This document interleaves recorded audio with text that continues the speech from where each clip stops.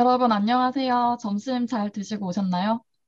2021년 한국 인터넷 거버넌스 포럼 공정이라는 주제를 다루는 두 번째 트럭의 첫 번째 세션.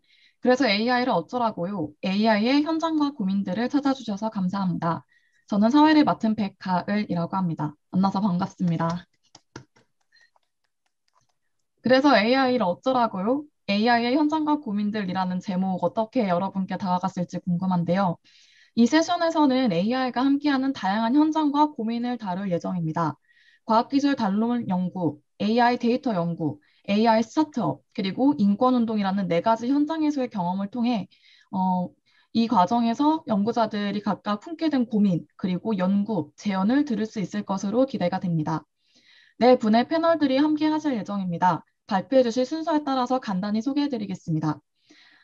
첫 번째로 과학기술 담론 연구자의 현장에서 오신 숙명여자대학교 인문학연구소의 임소연 선생님이십니다. 선생님 안녕하세요. 네, 안녕하세요. 네. 두 번째로 AI 데이터 연구자의 현장에 대해 발표해 주실 연세대학교 언어정보연구소의 한지윤 선생님이십니다. 선생님 안녕하세요. 안녕하세요. 네. 세 번째로 AI 스타트업의 현장에서 오신 조경숙 테크페미 활동가이십니다. 안녕하세요. 네, 안녕하세요. 네, 선생님께서는 스타트업 종사자들을 인터뷰하신 내용을 발표해 주실 예정이세요. 그리고 마지막으로 시민사회단체 활동가의 현장에서 오신 진보넷의 이미루 활동가님이십니다. 안녕하세요. 예, 안녕하세요. 저는 진보네트워크센터의 미로 활동가입니다. 반갑습니다. 네, 인권과 AI의 관계에 대해서 오늘 발표를 해주실 예정입니다. 오늘 우리에게 주어진 시간이 굉장히 짧은데요. 오후 2시 반까지 총 90분의 시간이 주어지고 있습니다. 한 분당 최대 15분씩 발표를 해주신다면 이후 다 같이 종합 토론을 하는데 좀 더 시간을 쓸 수 있을 것 같아요. 발표를 시작해 주시면은 제가 10분과 13분이 되었을 때 각각 사인을 드리도록 하겠습니다. 그리고 질문과 토론이 있으신 경우에는 네 분의 발표가 모두 끝난 뒤에 한꺼번에 종합토론 시간에서 다루려고 하는데요. 중간에 질문이 있으신 경우에 잊어버릴 것 같다 이러시면은 줌 그 채팅을 통해서 적어주시면은 제가 취합을 미리 해놓도록 하겠습니다. 그러면은 임소연 선생님 발표부터 들어보도록 하겠습니다. 선생님 준비되셨나요? 네, 네, 발표 부탁드립니다. 네, 안녕하세요. 네, 첫 번째 발표를 맡게 된 방금 소개받은 숙명여대 문학연구소의 임소연입니다. 네, 발표 자료를 공유를 하고 말씀을 드리겠습니다. 네, 일단 제가 발표 자료 공유를 하면 아마 제가 화면에서 사라질 예정인데, 네, 양해 부탁드립니다.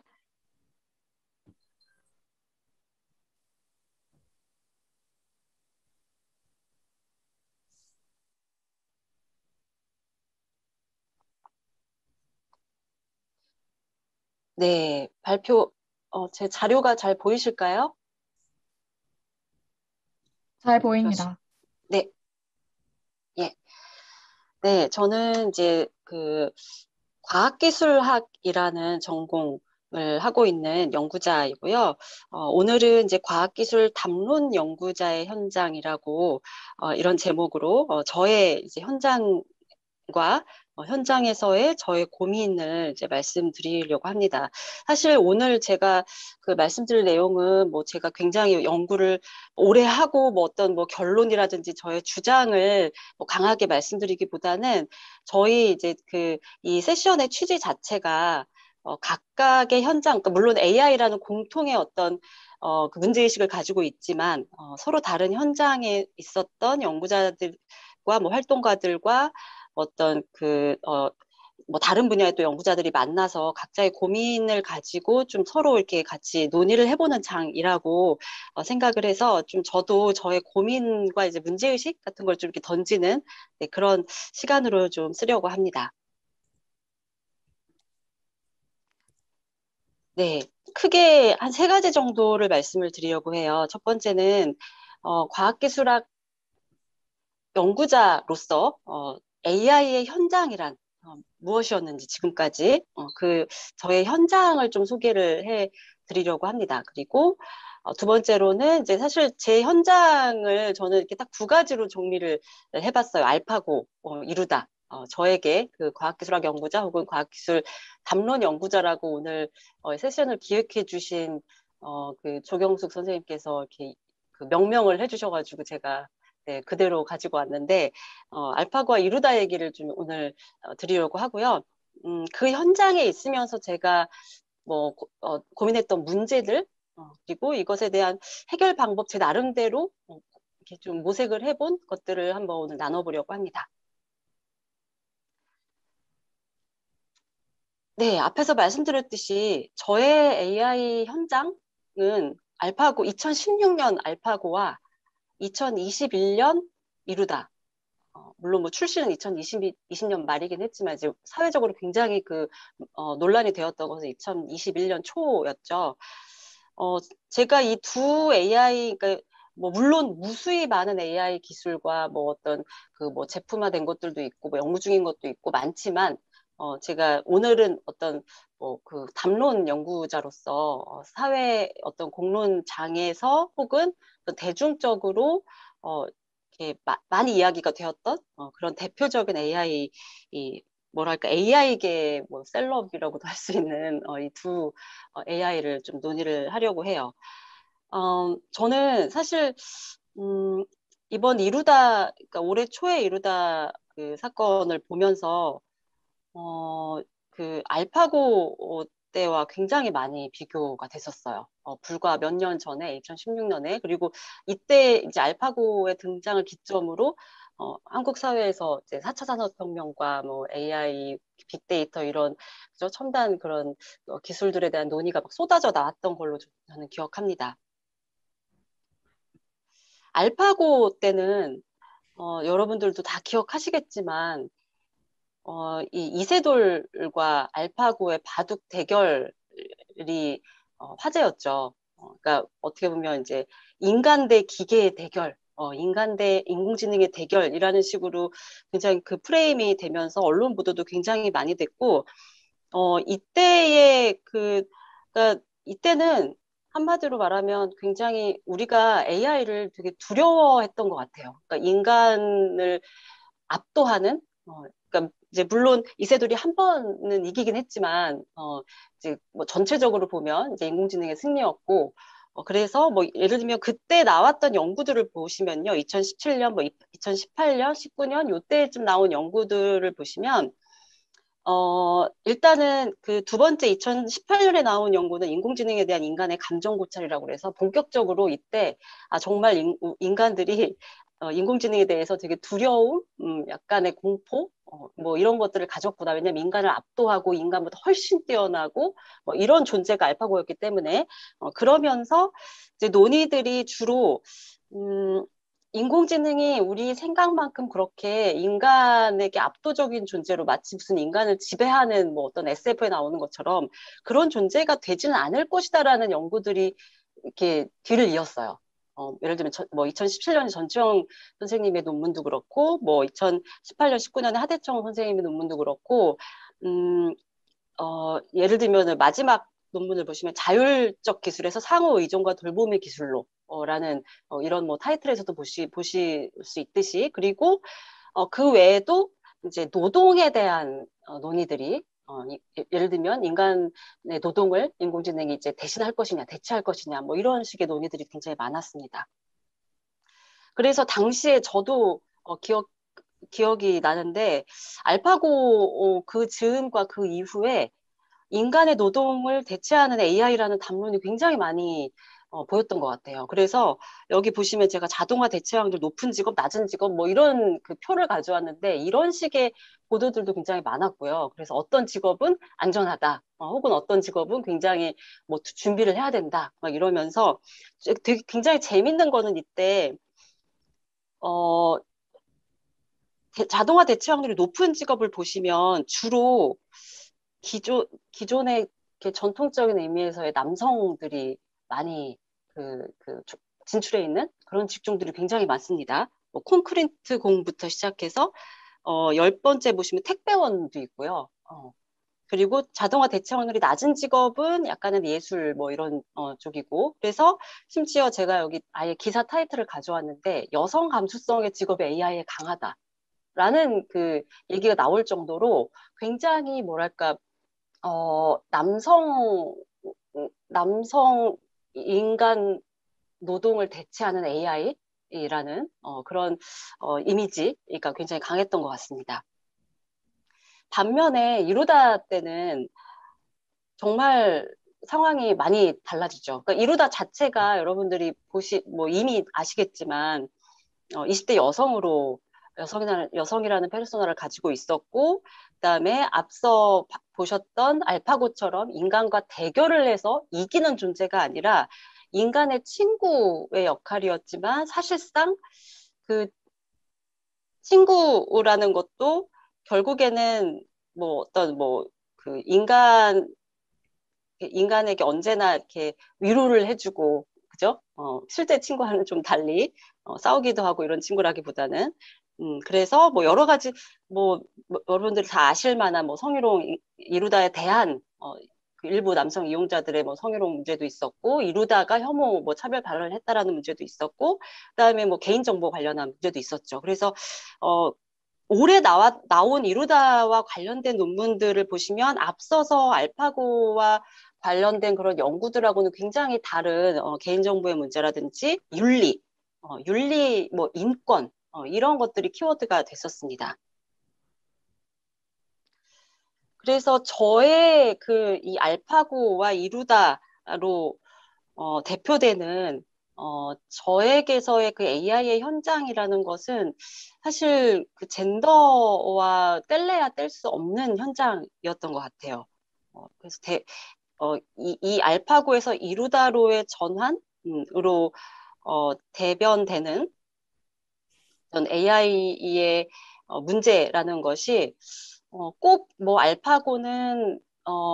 알파고는 사실 그때 어떤 그 그러니까 알파고는 어떤 그 이루다처럼 특별히 어떤 인간의 형상을 가지고 있지는 않았죠. 그렇지만 그 대결의 특성상 이제 이세돌과 같이 대결을 했던 그 중국 그 남성 그 바둑 기사의 어떤 그 몸을 빌려서 알파고가 플레이를 했기 때문에 사실상 성별이 주어진 건 아니지만 남성의 모습이었던 거고, 이루다는 너무나 분명하게 여성의 모습이었던 거고요.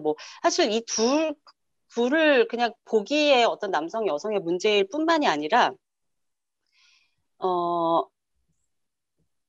AI 자체가 우리 일상에 어떻게 다가오는가, 그리고 AI에 대해서 어떤 문제를 우리가 논의를 하는가에 있어서도 젠더와 연결이 되어 있는 것 같습니다. 그래서 일단 첫 번째는 여성성이 굉장히 도구화되고 있는 이루다 같은 경우에 그래서 어떤 젠더 고정관념에 대한 문제의식이 좀 부족하고 그 대신에 굉장히 도구적으로 휴먼 로봇 인터랙션에서의 어떤 도구로서의 젠더가 사용되는 모습을 볼 수가 있다는 것이고요. 이렇게 된 데에는 아무래도 AI가 이제 일상의 영역으로 들어온 그 점을 생각하지 않을 수 없을 것 같습니다. 그래서 알파고 같은 경우에는 굉장히 전문적인 영역에 있었다면 이루다를 그 대표로 한 이루다뿐만이 아니라 최근 효돌이라고 하는 제품이 있어요. 이렇게 아이의 형상을 하고 그 노인 돌봄을 하고 있는, 그리고 섹스돌 문제도 있고요. 그다음에 이루다처럼 어떤 친구로서의 챗봇도 있고 이렇게 돌봄과 반려의 영역으로 AI가 들어오는 식으로 지금 일상화가 되어 가고 있는 것 같습니다. 그래서 저는 이것이 또 여성과 아동의 도구화의 문제, 그리고 이런 어떤 돌봄과 반려의 영역으로 AI가 들어올 때 또 관계의 평등 이라는 것이 되게 추구해야 할 가치처럼 얘기가 되지만 과연 그럴까라는 문제.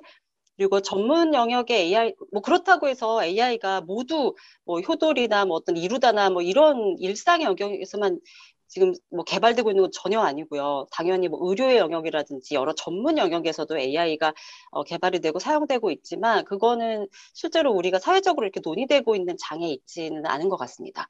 그리고 마지막으로는 이제 정치의 윤리화라고 해서 지금 이렇게 구글, 페이스북 이런 그 거대 IT 기업이 주도하는 AI의 구조적인 문제에 대해서 우리가 아주 뜨겁게 논의를 하기보다는 빅데이터 수집, 환경 파괴, 감시 통제, 그 알고리즘의 불투명성 이런 문제라기보다는 개인 개발자나 어떤 그 사용자들이 지켜야 하는 윤리의 문제로 그렇게 좀 정치가 좀 희석되고 있는 건 아닐까 그런 또 고민을 하고 있습니다.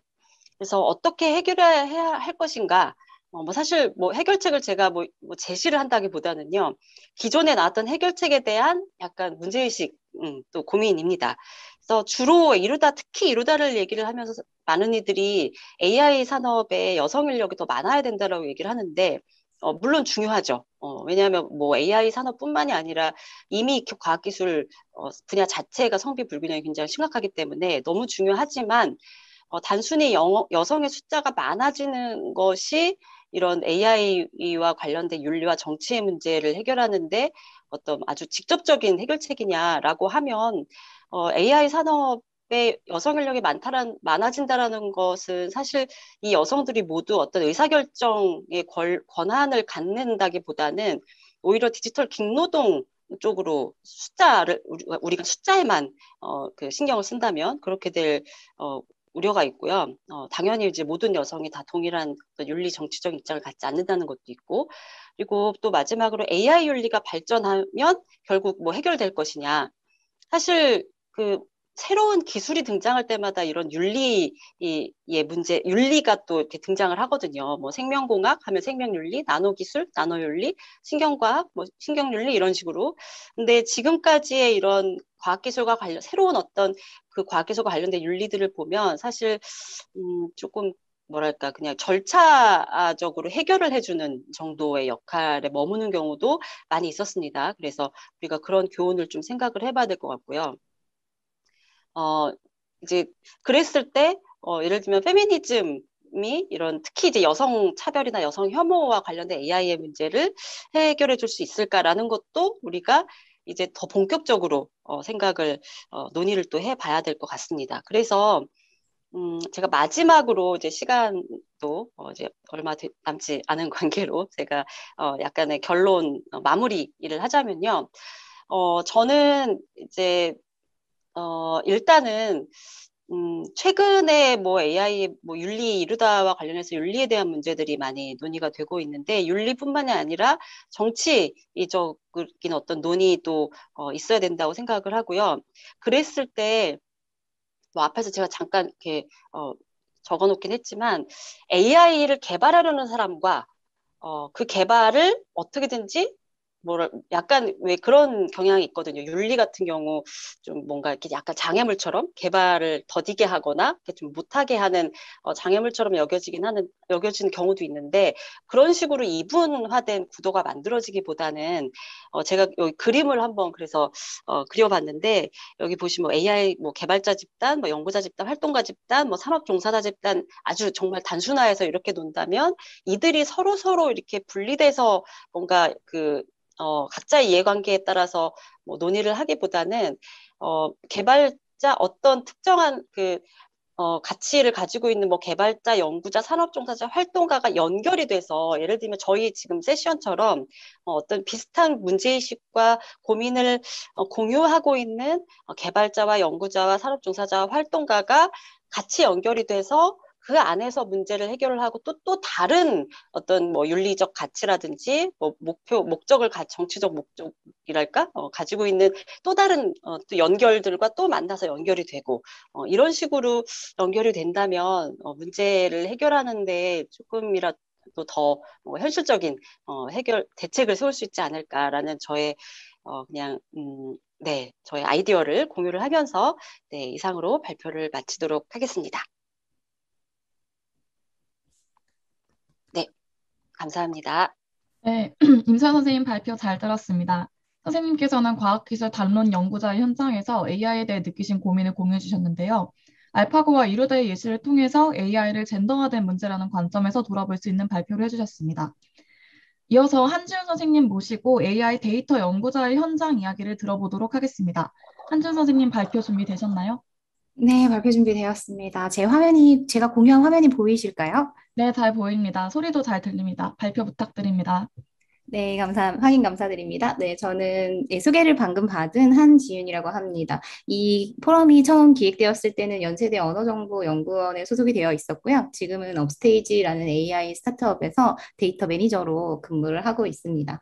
그래서 저도 방금 발표를 맞춰주신 임수연 박사님처럼 그 학계에 있어 몸을 계속 담그고 있다가 이제 막 졸업을 한 입장이고요. 저는 전산 언어학을 공부를 했기 때문에 그 입장에서 제가 해왔던 작업들을 조금 소개를 드리고, 제가 해왔던 작업물이라기보다는 작업 방식들을 조금 소개를 해드리고, 제 관심사, 그리고 제가 이런 작업들을 하면서 고민되었던 부분들을 조금 같이 이야기를 해보는 시간을 갖고자 여기에 나오게 되었습니다. 그래서 저도 계속 고민이 많았어요. 그래서 저도 결론 부분에는 딱히 이렇게 해야 됩니다라기보다는 이렇게 해보면 좋겠다 정도로 마무리를 하고 이 발표를 정리하려고 하는데요. 일단 저는 AI 데이터 연구자로서 이 현장을 알려드리려고 나왔잖아요. 근데 사실 저희가 AI 문제를 다룰 때 그냥 알고리즘, 뭐 딥러닝, 머신러닝 이런 논의들을 굉장히 산발적으로 하고 있는데 사실 그 안에서도 그 데이터가 굉장히 다양한 데이터들이 사용이 되고 있어요. 일단은 이 AI 모델을 학습시키기 위한 그런 학습과 평가를 위한 데이터, 특히 그 중에서도 기계학습의 학습과 평가를 위한 데이터를 제가 AI 데이터로 정의를 해서 설명을 드릴 예정인데요. 일단은 그 데이터는 그 원천 데이터의 종류에 따라서 소리, 그러니까 뭐 이것들은 신호 처리나 어쩌면 진짜 스피치 투 텍스트나 텍스트 투 스피치 이런 음성 인식 인공지능 비서 이런 것들에 사용되는 소리, 그리고 텍스트, 보통 자연어 처리 분야에서 정말 그 말 그대로 인터넷상에 떠도는 그런 글들 또는 신문이나 뉴스 기사 이런 것들을 다루는 텍스트, 그리고 컴퓨터 비전 분야에서는 사진이나 어떤 그려진 이미지들을 사용을 하시고요. 그리고 영상 처리 분야에서는 말 그대로 정말로 영상, 우리가 쉽게 지금 영상을 생성해내고 있고 유튜브 같은 데서 지금 송출하는 영상을 보고 계시잖아요. 그런 것 자체가 다 AI의 학습이 데이터가 됩니다. 그리고 사실 이런 것들은 서로 조합을 해서 텍스트와 이미지를 합쳐서 멀티모달 데이터로 사용을 하기도 하고, 영상 같은 경우에 자막이 달리는 경우가 있잖아요. 그런 것도 멀티모달 데이터라고 할 수가 있죠.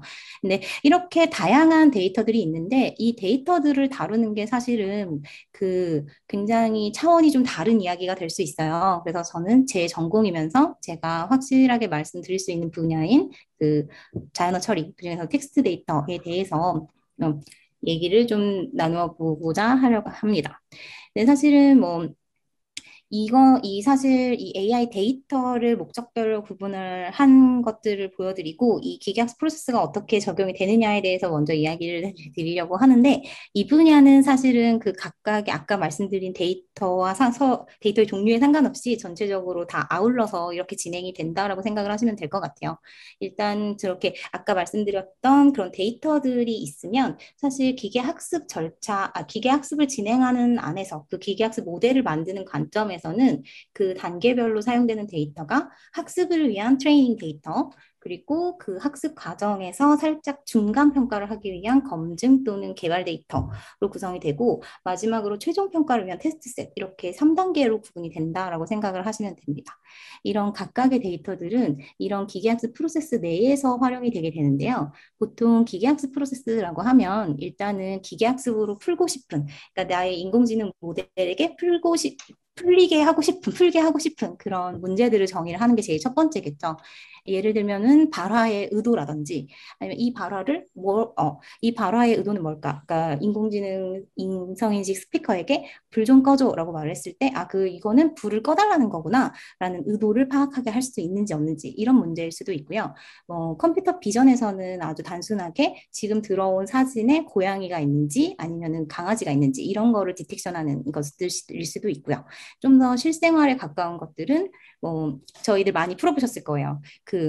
이 인터넷에서 로그인하라고 할 때, 다음 중에 자전거가 포함되어 있는 사진을 고르세요. 이런 거 해보셨죠? 그런 게 일종의 문제일 수도 있어요. 네, 그런 문제 정의가 되고 나면 그 문제를 해결하기 위한 데이터를 수집하고 정제하는 과정을 거쳐서 위에서 보시는 데이터를 만들고요. 그걸 가지고 이 훈련 단계에서는 학습 데이터, 그 트레이닝 데이터를 가지고 훈련을 하고, 이 검증 단계에서는 이 검증 개발 데이터를 가지고 검증 개발을 한 후에 그 결과를 1차적으로 분석을 하고 그거에 대해서 조금 보완을 해서 다시 트레이닝을 시키고 검증을 하고 분석을 하는 과정을 몇 번 반복해서 진행을 하게 됩니다. 이렇게 진행을 하고 나서 이제 어느 정도 내가 원하는 그런 성능에 도달했다라고 생각을 하게 되면 이제 최종 평가를 평가용 데이터로 평가를 해서 이제 실질적으로 서비스에 디플로이를 하게 되는 그런 과정들을 거치는데요. 여기에서 사실 여기 이 관계에서 보통 이루다가 문제가 생겼다라고 할 때는 보통 이 저희가 사실 기본적으로 학습 검증 개발 평가 데이터는 거의 동일한 방식으로 제작을 해요. 그리고 근데 이때 문제가 되는 게 보통은 그 모델의 그런 성격을 결정짓는 그리고 그 모델을 학습시키는 것 데이터 자체가 이 트레인 데이터인데 그것들 이 과정에서 이 데이터가 가지고 있는 속성에 따라서 여러 가지 문제들을 만들어내는 경우들이 있습니다. 그거에 대해서 조금 더 자세하게 뒷장에서 더 이야기를 해보려고 해요. 네, 그 문제를 넘어가기 전에 제가 그러면은 이 단계들에서 저 그 데이터를 연구하는 사람들은 대체 무엇을 하지? 라는 생각이 드실 것 같아서 이 부분을 준비를 해봤는데요. 일단 제가 하는 영역들은 지금 물론 제가 전산 언어학을 공부하는 입장이 아니라 이건 데이터, AI 데이터를 연구하는 입장에서 설명을 드리는 것인데 두 가지 정도로 나눠볼 수가 있을 것 같아요. 이 아까 앞에서 들어가는 그런 데이터, AI 학습 데이터 자체를 설계하는 것. 그러니까 이 데이터가 어떤 형식으로 되어 있어야 하는지, 실질적으로 이 파일의 형식이 일반적인 텍스트여야 되는지, 근데 보통 텍스트 데이터가 뭐 제이슨이라든지 이 컴퓨터 프로그래밍이 돌릴 수 있는 형식이 되게 돼 있거든요. 네, 그런 것들은 어떻게 가져갈 것인지, 그리고 데이터가 무엇을 나타낼 것인지. 그러니까 일반적인 텍스트 데이터라고 생각을 해도 사실 되게 다양한 의미의 주석을 거기다 붙일 수가 있어요. 예를 들면은 형태소 분석을 한다든지 아니면은 구문 분석을 한다든지 그 문장의 뭐 의미적인 내용들을 분석을 해서 넣는다든지 이런 다양한 주석을 할 수 있는데 그런 주석의 체계 이런 것들을 어떻게 할 것인지를 연구하는 게 바로 데이터 설계 부분에서 진행을 하는 내용이고요.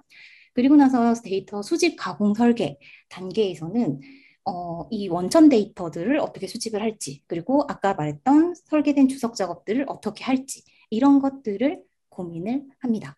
네, 이런 것들을 고민을 하면서 이런 것들의 단계를 좀 세분화해서 말씀드린 이유는 제가 계속 겪고 있는 그런 문제들이 바로 AI 데이터에서 편향이 발생을 하는 문제들, 그러니까 윤리적인 이슈들에 대응을 하면서 이 아까 말했던 그 각각의 단계에서 문제들이 발생을 하고 있어서 이 부분들을 나누고 싶어서 설명을 드렸던 건데요. 일단 보통 AI 데이터의 편향이라고만 썼지만 사실 조금 윤리적인 문제, 편향과는 조금 다른데 뭐 개인정보 유출의 문제 이런 것들이 되게 이 데이터를 만드는 각 단계에서 발생을 할 수 있는 여지들이 많이 있어요. 그래서 좀 더 설명을 하자면 일단 아까 원천 데이터를 수집하는 단계에서는 어떠한 문제들이 발생을 할 수가 있냐면 이 원천 데이터 자체에도 그 사람들이 만들어 놓은 데이터들을 보통 수집을 해서 사용을 하기 때문에 그 안에 혐오 표현이나 편견들이 반영이 될 수가 있습니다. 그래서 아까 조금 더 앞장으로 돌아가서 조금 더 설명을 조금만 더 드려야 될 것 같은데요. 여기에 보시면은 원천 데이터 수집 방식이라는 것이 되게 다양하게 제가 적어놨어요. 그런데 보통은 아주 고전적인 방식으로 텍스트를 수집한다고 했을 때는 정말 이렇게 한 땀 한 땀 이미 기존에 출판된 책들을 한번 적어가지고 전산화를 하는 방식으로 수집을 하기도 했고요. 요즘에 가장 선호되는 방식은 인터넷에 있는 데이터 자료들을 스크래핑 해와서 또는 웹크롤링 해가지고 만드는 것 이런 것들도 원천 데이터를 수집하는 방식이 될 수 있고요. 이 AI 모델을 개발하기 위해서는 사람들을 고용을 해서 그 사람들한테 문장 또는 발화를 생성하게 하는 경우가 있습니다. 그리고 또 하나는 그러니까 인공지능 모델이 이 텍스트 데이터를 좀 더 확장시켜서 만들고 생성하게 시키는 방법들이 있고요.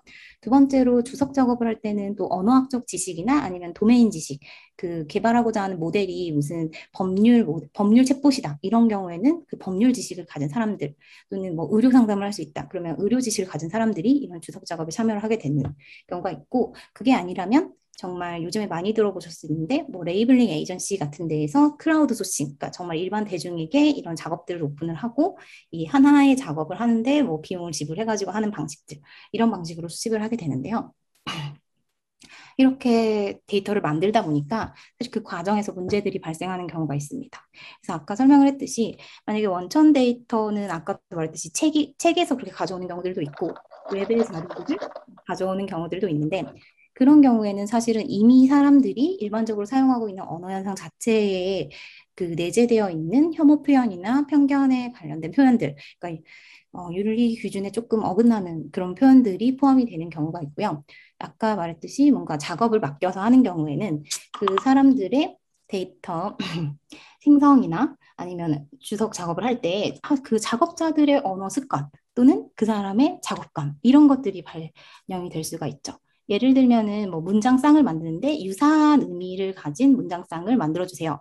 이런 거를 만들었을 때 뭐 그냥 뭐 의사가 뭐 가운을 입고 있다라는 문장을 남자가 가운을 입고 있다라고 해서 성적인 젠더적인 편향을 넣어서 문장을 만들 수도 있는 거고 이런 식으로 편향이 발생하는 경우가 있습니다.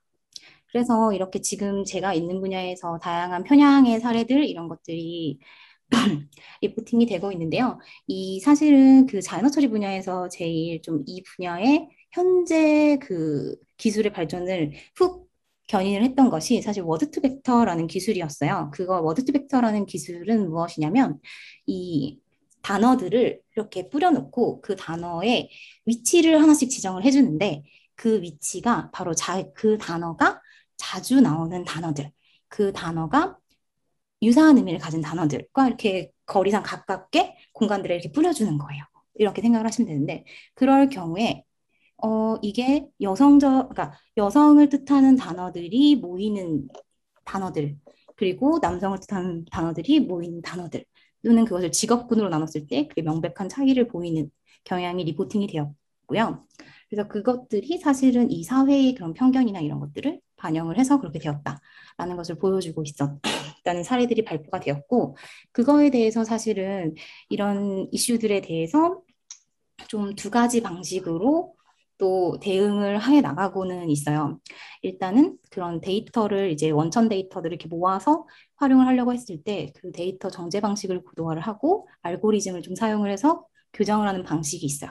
아까도 말했듯이 인베딩 같은 경우는 이 인베딩 같은 경우에 살짝 그 위치를 조정을 해서 그 성적인 그런 편향들을 조금 조정을 해서 성중립적인 단어들 쪽으로 이렇게 위치를 조정을 한다든지 아니면 뭐 특정한 그런 테스트를 통해서 이 젠더 편향성을 측정을 하고 그거에 대한 대응 방법을 마련한다든지 이런 방법들이 연구가 되고 있고 또 한 축에서는 아까 크라우드 소싱을 이용한 방법들 같은 경우에는 그런 주석 과정들을 고도화해 가면서 좀 이터레이션을 반복하고 기준들을 마련해서 적용해보고 이런 식으로 대응을 하고 있긴 합니다.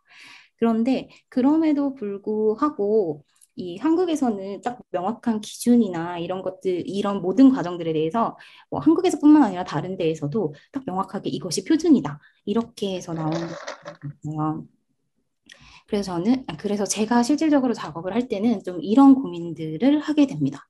일단 한 번 만들어진 데이터는 계속 사용이 되는데, 그래서 잘 만드는 것이 너무나 중요한데, 한 번에 그걸 딱 잘 만드는 것이 너무 어렵고요. 그리고 무엇이든 한 번 만들어지고 나서야 그것을 조금 평가하고 이해할 수 있게 되는 거죠. 이게 데이터의 세계가 너무 넓기 때문에 그것 자체를 미리 다 모든 것을 예측하고 할 수가 없어요. 그리고 두 번째로 고민은 아까도 얘기했듯이 이 언어 데이터 자체는 사실 현 세계의 언어 현상 자체를 대표를 하는 것이고 우리가 편향되고 왜곡되었다고 받아들여지는 그런 데이터들 또한 이미 존재하는 언어 현상의 반영이기 때문에 이를 어디까지 용인하고 어디까지를 좀 교정을 하고 어느 정도를 경감시킬 것인가 이런 것들은 사회적인 합의 기준이 마련돼야 되는 것이 아닌가 이런 고민들을 계속 하게 되는 거죠. 그래서 제가 이 분야에서 계속 생각을 하면서 앞으로 필요하다라고 생각했던 것들을 말씀을 드리면서 마무리를 지으면 될 것 같은데요. 일단 이렇게 좀 데이터를 수집하고 사용하고 보급하는 그런 내용들 그리고 또 이게 제가 여기에서는 편향에 대해서만 얘기를 했는데 개인정보 보호에 대한 그런 문제들도 계속 많이 제시가 되고 있잖아요. 그런 거에 대한 것들을 그 개념들을 각자 정리를 하고 좀 대중에게도 이해를 시키고 그래서 어느 정도의 규율이 필요한 것인가 이런 것들에 대한 사회적인 합의가 필요하다는 생각이 들고요. 그리고 실제 서비스로 나갈 때, 그러니까 연구의 수준이 아니라 실제 서비스로 나갈 때는 거기 사용되는 데이터에 대한 좀 감사 체계나 이런 것들이 있어야 된다라는 생각이 들고 그런 것들에 대해서도 지속적 이게 한 번 만들고 끝나는 것이 아니라 좀 지속적으로 보완을 할 수 있는 그런 체계랑 동반된 AI 데이터의 표준이 조금 확립되어야 되지 않나라는 것이 저의 생각이었습니다. 네, 여기까지 일단 저한테 할당된 부분이 끝나서 좀 더 많은 얘기 드리고 싶은데 여기서 이 정도로 마무리를 한번 해보도록 할게요. 네, 들어주셔서 감사합니다. 네, 한지윤 선생님 발표 잘 들었습니다. 선생님께서는 연구소와 기업 현장에서 AI 원천 데이터를 다루시며 느낀 고민 공유해 주셨고요. AI 데이터의 편향이 만들어지는 이유와 이에 대응하기 위한 시도를 구체적인 작업 과정을 살펴보면서 함께 고민해 볼 수 있는 시간이었습니다. 이어서 조경숙 활동가님 모시고 AI 스타트업 현장에서의 종사자들을 인터뷰하신 내용 발표를 들어보고자 하는데요. 조경숙 선생님 발표 준비되셨나요? 네, 준비됐습니다. 네, 공유해주신 자료도 잘 보이고 선생님 목소리도 잘 들립니다. 그러면은 발표 부탁드립니다. 네, 안녕하세요. 저는 AI 스타트업의 현장을 발표할 조경숙이라고 하고요. 제가 AI 스타트업에 근무하는 건 아니고 스타트업의 현장에 계신 분들 4명 정도를 인터뷰하고 그 인터뷰 결과를 좀 말씀을 드리려고 합니다. 저는 표지만 있는 장표고요. 말로 말씀드리려고요. 네. 일단 저희 사회를 들썩이게 했던 챗봇 AI 이루다는 이제 업력 10년 차의 스타트업인 스캐터랩에서 개발한 제품이죠. 근데 뭐 업력이 10년이나 됐는데 여전히 스타트업이라고 불리는 것 자체도 좀 이상하긴 하지만 언제 스타트업을 졸업할 수 있는 것일까? 약간 이런 생각이 들기는 하지만 스캐터랩은 이제 2020년 기준으로 누적 64억 원의 투자를 유치한 바 있습니다. 사실 작은 규모는 아니지만 1년에 6억 불 정도라고 봤을 때는 기술 투자치고는 많은 편도 아닌 것 같아요. 사실 현재 지금 AI의 코어 기술을 실질적으로 담당하고 있는 거는 빅테크 기업들이고요. 예를 들어 이제 현존하는 기술 가운데 가장 훌륭한 언어 인공지능이다 이렇게 칭찬을 받는 GPT-3는 일론 머스크가 합작해서 만든 오픈 AI사의 작품인데요. 최근에 2020년에 MS가 투자를 했는데 1조 1,500억 정도를 투자했다고 하더라고요. 그리고 한국어 데이터를 가장 많이 갖고 있다고 여겨지는 곳은 네이버, 이제 하이퍼클로바 AI죠. 투자 규모 자체도 비교할 수가 없고, LG AI 연구원도 최근에 발표한 바 이제 AI 연구에 1천억 이상을 투자하겠다라고 밝혔다고 합니다. 그에 반해 이제 2019년 기준이기는 한데요. 국내 AI 스타트업 모든 곳에 투자한 전체 금액은 이제 1,300억이라고 합니다. 사실은 빅테크 기업이랑 이렇게 같이 기술을 겨루기엔 투자 규모가 굉장히 많이 차이가 나죠. 이런 얘기를 하는 거는 이제 이루다 때 저희가 AI 기술과 뭐 IT 서비스의 기업의 뭐 책임과 윤리 이런 것들을 되게 많이 얘기를 했지만 사실 그 AI 기업이라는 안에서도 굉장히 많은 계급과 편차가 있는데도 우리가 빅테크 기업과 AI 스타트업을 동일한 선상에서 놓고 동일하게 비판하는 게 맞는지 약간 이런 의문이 있어서 얘기를 드리는 거고요. 근데 제가 이제 인터뷰를 한 분들 가운데서는 이제 VC도 있어요. VC는 이제 벤처 캐피탈이라고 해서 그 스타트업에 투자를 집행하는 회사죠. 그래서 이제 AI 스타트업에 전문적으로 투자를 하시는 벤처 캐피털 심사역을 이렇게 인터뷰를 했는데요. 그분은 이제 원천 기술보다는 이제 AI 스타트업에 요구하는 건 기술의 능력보다는 한국 사회에 맞는 최적화된 서비스, 이 AI 기술을 어떤 서비스에 접목시켜서 한국 사회에 최적화하는 서비스를 낼 것인가, 이런 것들을 AI 스타트업에 기대하지 기술력을 기대하진 않는다. 약간 이런 식으로 얘기를 하시더라고요. 그래서 그게 이제 개발자들이나 다른 기획자나 PM이나 제가 인터뷰한 다른 분들의 인터뷰하고 겹쳐지는 부분들이 좀 있는 것 같아요.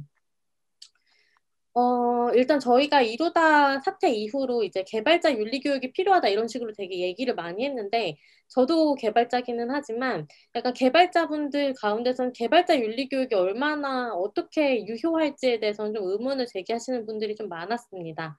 왜냐면 이제 개발자 윤리라는 것은 IT 서비스를 제작하는 그 제작자가 마치 개발자 혼자만인 것처럼 얘기가 되는 어떤 오류가 있는데 보통 IT 서비스를 하나 제작하는 일은 되게 팀 협업으로 이루어지지 딱 한 사람이 개발을 하진 않잖아요. 서비스 기획자, 프로젝트 매니저, 개발자, 디자이너, 투자사, 대표 이렇게 되게 많은 주체들, 이해관계자들이 포함이 되어 있고 하지만 그 가운데에서 유독 개발자 윤리가 지목되는 거는 이제 우리 사회가 갖고 있는 알고리즘이라는 단어에 대한 편견 편견 때문이라고 얘기를 많이 했습니다. 예를 들어 이거는 이제 직접적인 워딩인데요. 개발자분의 유튜브에서 알고리즘이 나를 여기로 이끌었다. 약간 이런 댓글들을 많이 볼 수 있잖아요. 근데 그 표현에 대해 반감이 든다. 왜냐하면 그게 알고리즘인지 머신러닝인지 알 수 없기 때문이다. 약간 이렇게 얘기를 하시더라고요.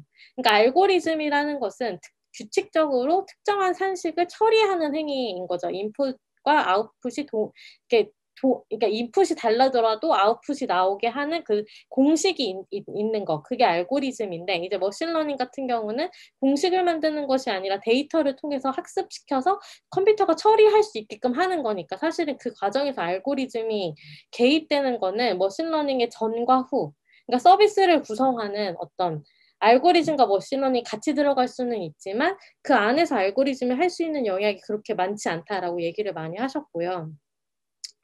특히 개발자 윤리라는 말에 인터뷰가 약간 부정적인 입장을 취한 거는 개발자가 라이선스가 없기 때문이라는 말도 있었어요. 그러니까 개발자는 의사나 교사처럼 라이선스를 취득하는 직업이 아니고 독학으로도 할 수 있고 혼자 창업해서도 개발을 할 수 있고 지금 당장 파이썬을 깔아서 헬로 월드 치기만 해도 이제 개발자라고 할 수도 있을 것 같은데 그럼 언제 어떻게 어디에서 교육을 시켜야 하는 건지 그리고 프로젝트 어떤 식으로 이걸 관리를 할 수 있는 건지 약간 이런 것들에 대해서 좀 고민이 된다라고 말씀을 하셨던 것 같아요. 그래서 오히려 개발자 윤리가 추가되면 이제 프로젝트 마무리에 확인해야 되는 체크리스트 그냥 하나 정도 늘어나는 거 아니겠냐 약간 이런 식으로 말씀을 주셨었습니다. 그리고 그러면은 저희가 혐오 표현에 대해서 어떤 방식으로 좀 그 서비스에 개입을 할 수 있을까요? 라고 제가 질문을 했는데요. 그 질문에 대해서 그 개발자나 PM이나 이게 VC는 다 오히려 저한테 다루 역으로 질문을 하시더라고요. 혐오 표현에 대해 우리 사회가 어느 정도 데이터를 갖고 있다고 생각하세요? 이렇게 얘기를 하시더라고요. 그래서 전 잘 모르겠다라고 얘기를 하면서 이렇게 설명을 해주시기를 이제 16년 동안 국회에서 진행한 모든 회의 그러니까 국회에서 진행하는 회의들은 다 속기가 남잖아요. 그 속기록을 텍스트로 바꾸면 2기가가 약간 넘는다고 해요. 근데 이제 GPT-3가 인공지능을 훈련할 때 투입되는 총 데이터 용량이 이제 텍스트로 환산했을 때 최소 500기가라고 합니다. 그러니까 16년 동안 한 속기록이 2기가인데 이제 인공지능이 훈련해서 최고가 되려면 이제 최소한 500기가는 돼야 되는 거죠. 그러니까 혐오 표현에 대한 데이터 규모도 우리가 어느 정도 갖고 있어야 되지만 뭐 비단 뭐 게이는 뭐 나쁘다 이런 거는 뭐 그 차별 이런 식으로 하는 게 아니라 그 용량 자체도 엄청나게 많아야 되고 학습시킬 정도로 그런데 그 데이터셋이 지금 부재한 상황이다. 그리고 양적인 조건만 충족돼야 되는 게 아니라 그 차별 혐오 표현을 인식시키기 위해선 질적인 조건도 충족이 돼야 하는데 그런 데이터를 수백 기가씩 만들어내는 일이 과연 개별 AI 스타트업이 할 수 있는 일이 맞냐? 그리고 개별 AI 스타트업에 기대하는 바가 맞냐? 약간 이런 식의 질문을 많이 해주셨던 것 같아요. 그러면 도대체 이 문제를 어떤 식으로 풀어야 할까? 이런 방법에 대해서 오히려 그 개발자분은 그러니까 인터뷰이들은 AI 윤리와 IT 서비스의 윤리를 좀 우리가 혼용해서 사용하는 면이 있다라고 대답을 하시더라고요. 그러니까 배달의 민족이나 쿠팡이츠 같은 것도 IT 서비스죠. 그 중에서도 이제 플랫폼 앱인 거고. 근데 이제 AI의 윤리라고 했을 때는 그 AI 기술만 가지고 보는 건지 아니면 AI가 적용된 이제 서비스의 윤리를 봐야 하는 건지 이걸 좀 예각화해서 다뤄야 될 필요가 있다라고 얘기를 하셨던 것들 같아요.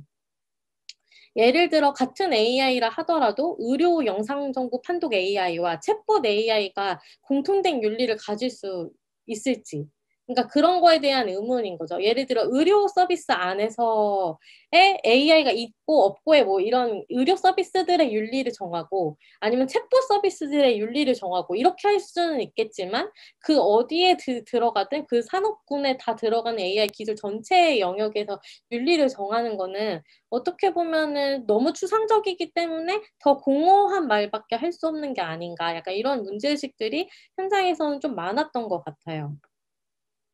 그래서 VC 심사역도 이제 윤리라는 건 윤리에 대해서 어떻게 생각하시냐 그런 거를 투자를 할 때 어느 정도의 리스크로 보고 계시냐라고 물어봤는데 윤리라는 건 AI가 산업에 적용될 때 이제 디테일하게 잡아야 되는 거지 좀 그거 자체를 뭔가 기술 자체에 윤리가 있는 것처럼 얘기하지는 않았으면 좋겠다라고 얘기를 하셨던 것 같습니다. 그래서 보통은 이제 AI도 물론 윤리가 필요한 부분들이 있죠. 개인정보를 수집하고 데이터를 뭐 분류하고 데이터를 넣고 그리고 산출해내고 이 과정들은 모두 다 윤리가 필요한 영역들이 있는데 이제 그 영역들 외에 모든 서비스들, AI가 적용된 모든 IT 서비스들을 단지 AI 윤리라는 말로 우리가 규제할 수 있을 것인가 이런 것들에 대해서는 현장에서 굉장히 부정적인 의견을 많이 주셨습니다. 실제로 이제 그 인터뷰이분들은 산업별로 AI가 실제로 서비스화가 됐을 때 어떤 영향이 있을 수 있는지 구체적으로 가늠해서 좀 그걸 평가해야 된다. AI로 오히려 퉁치지 말아야 한다라는 의견을 많이 주셨어요. 그래서 예를 들어 이제 4차 산업혁명위원회에서 2020년 12월에 AI 윤리 기준을 냈는데 거기에 대해서 들어보시거나 아니면 문서를 본 적이 있는지 물어봤더니 거기에 대해서도 받아본 적은 없었다라고 대답을 많이 하셨습니다. 제가 본 AI 스타트업의 현장은 이제 차별 혐오 표현에 있어서만큼은 최소 그러니까 황무지 같다고 느꼈어요. 그 가이드가 없고 윤리 기준이 없는 건 아니지만 그걸 실제로 서비스에 어떻게 적용해야 되는지에 대해서는 다 없는 상태였고 개발자용 체크리스트가 필요하다고 했는데 그 체크리스트조차 없는 상황이었고 그래서 굉장히 추상적인 지향만 있고 거기에 대해서 어떻게 해야 되는지 데이터셋도 없고 데이터 기준도 없다. 아무것도 없다는 약간 말들을 많이 해주셨는데요.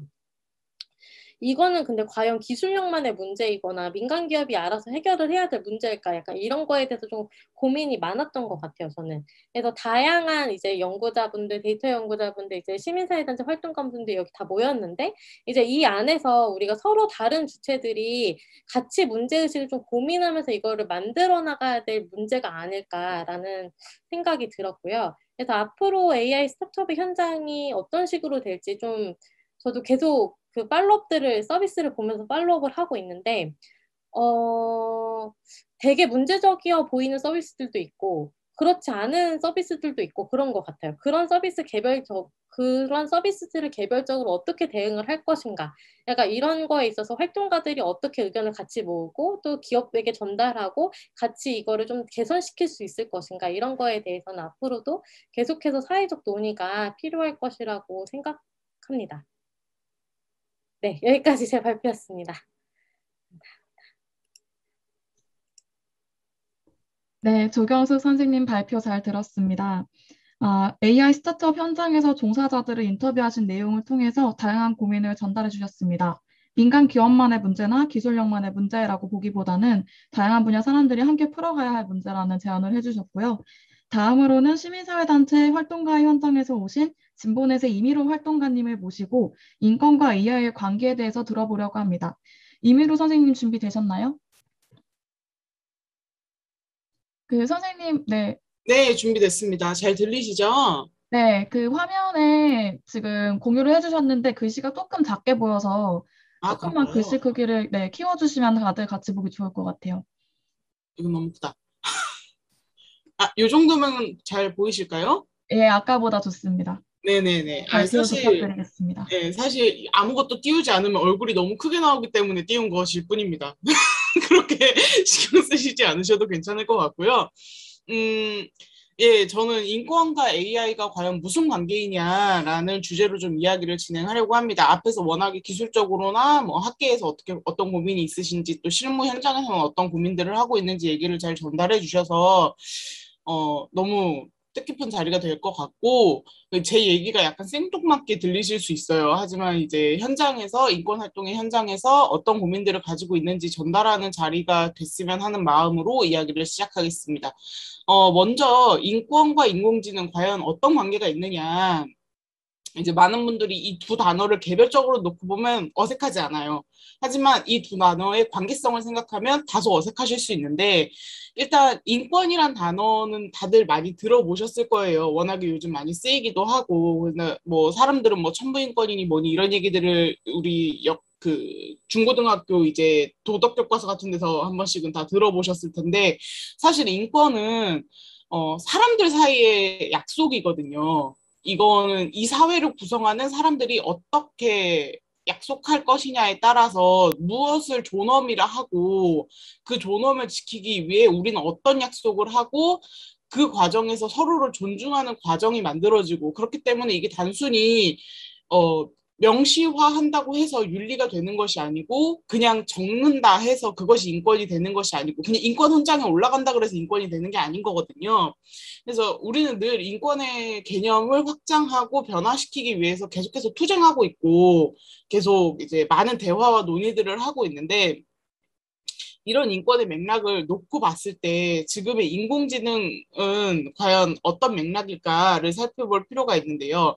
지금 인공지능이 워낙에 되게 흔하게 쓰이잖아요. 지금 저 같은 경우에도 뭐 간단하게는 시리부터 시작해서 뭐 인공지능 스피커를 사용하고 있고, 뭐 저희 집에도 레즈비언 알아? 라고 물어보면 전 그런 거 잘 모르겠어요 라고 대답하는 인공지능 스피커가 있거든요.